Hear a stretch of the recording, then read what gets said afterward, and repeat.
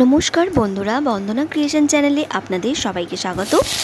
আশা করছি আপনারা খুব ভালো আছেন এবং আমিও খুব ভালো আছি। আজকে রান্নায় দেখাবো পটল পোস্ত। তো সবার প্রথমে আমি পটলটাকে ভেজে নেব অল্প সামান্য হলুদ দিয়ে।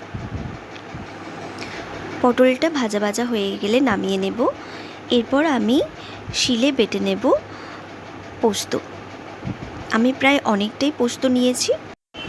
এখন দিয়ে দেব অল্প সামান্য কালো জিরে আর দিয়ে দেব অর্ধেকটা শুকনো লঙ্কা। ঝাল এখানে আপনারা কম বেশি করে নিতে পারেন। এরপর দিয়ে দেব পেঁয়াজ বাটা। আমি এখানে ছোট ছোট পেঁয়াজ নিয়েছিলাম দুটো, সেই দুটো পেঁয়াজ আমি বেটে রেখেছি। পেঁয়াজটাকে এবার ভালো করে ভেজে নেব। এরপর দিয়ে দেব কেটে রাখা টমেটো আর তারপর দিয়ে দেব আদা বাটা।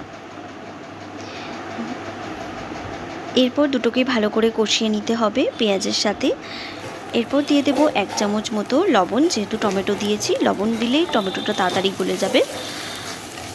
লবণ আপনারা স্বাদ অনুসারে নিতে পারেন। এরপর দিতে হবে 1 চামচ পরিমাণ হলুদ গুঁড়ো, হাফ চামচ ধনে গুঁড়ো আর 1 চামচ জিরে বাটা। এরপর মশলাগুলোকে ভালো করে কষিয়ে নিতে হবে। কষানোর পর দিয়ে দেব বেটে রাখা পোস্তটাকেও ভালো করে মশলার সাথে কষিয়ে নিতে হবে।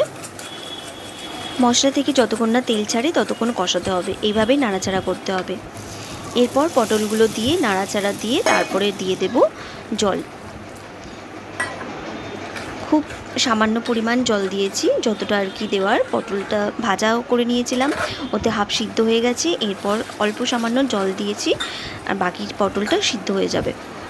এরপর পটলটাকে নামিয়ে নেব। পটল পোস্ত রান্না আমার রেডি হয়ে গেছে। আমার ভিডিও যদি আপনাদের ভালো লেগে থাকে তাহলে আমার চ্যানেলটি প্লিজ সাবস্ক্রাইব করবেন এবং লাইক কমেন্ট করে জানাবেন আমার ভিডিও আপনাদের কেমন লেগেছে।